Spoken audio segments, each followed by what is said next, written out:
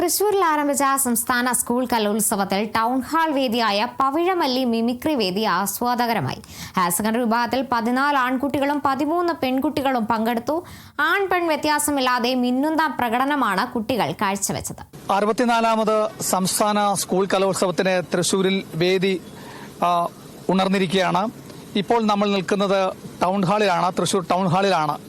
ഈ ടൗൺ ഹാളിന്റെ പേരിട്ടേക്കുന്നത് പവിഴമല്ലി എന്നാണ്. അതായത് നമ്മൾ ഏറ്റവും കൂടുതൽ ശ്രീനിവാസന്റെ സിനിമയെ ഓർമ്മിപ്പിക്കുന്ന പവിഴമല്ലി പൂത്തുലഞ്ഞു നീലവാനം എന്ന് പറഞ്ഞ ഹാസ്യ ആ പാട്ടുപാടി നമ്മളെ ഏറെ സന്തോഷിപ്പിച്ച ആ ഗാനത്തിന്റെ പേരിലാണ്, പവിഴമല്ലിയുടെ പേരിലാണ് ഈ ടൗൺ ഹാളിൽ മിമിക്രി മത്സരം നടക്കുന്നത്.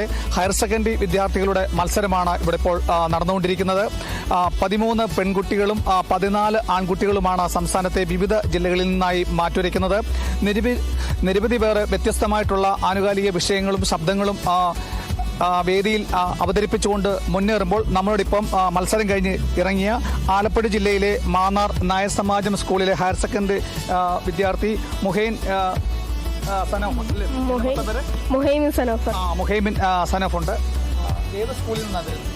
നായർ സമാജം ഹയർ സെക്കൻഡറി സ്കൂൾ, ആലപ്പുഴ. എന്ത് വിഷയമാണ് വേദിയിൽ അവതരിപ്പിച്ചത്? ഞാൻ ഇങ്ങനെ മൃഗങ്ങളുടെയും പിന്നെ കുഞ്ഞാവയുടെ അതൊക്കെ ഹൈലൈറ്റ് ആയിട്ട് ചെയ്തത്. എത്ര വർഷമായിട്ട്? പ്രത്യേകിച്ച് സനഫ് പറഞ്ഞായിരുന്നു 10ാം ക്ലാസ് വരെ CBSE ആണ്, അതിനുശേഷമാണ് സംസ്ഥാന സ്കൂൾ കലോത്സവത്തിൽ ഗവൺമെന്റ് തലത്തിൽ ആദ്യമായിട്ട് മത്സരിക്കുന്നത്. അതിന്റെ ഒരു ആകാംക്ഷ, ടെൻഷൻ മുഖത്ത് കാണാം. പക്ഷേ എങ്കിലും കുഴപ്പമില്ല.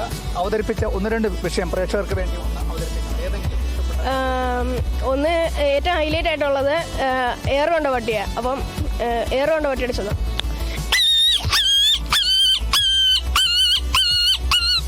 രണ്ടാമതായിട്ട് കുഞ്ഞാവയാണ് നന്നായിട്ട് ചെയ്തത്.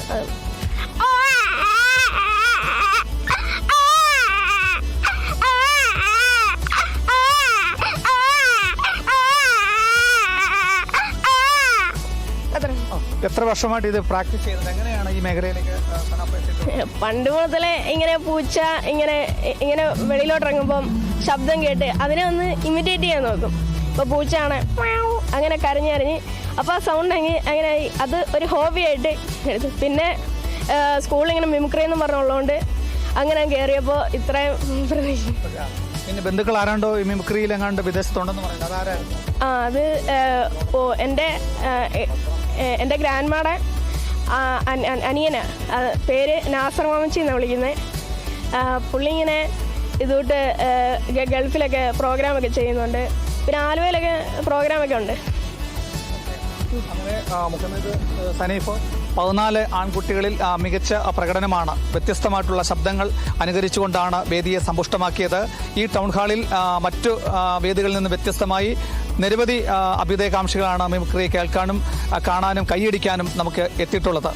ക്യാമറ പേഴ്സൺ പ്രദീപ് അങ്ങാടിക്കലിനൊപ്പം പ്രസാദ് MJ, തൃശൂർ.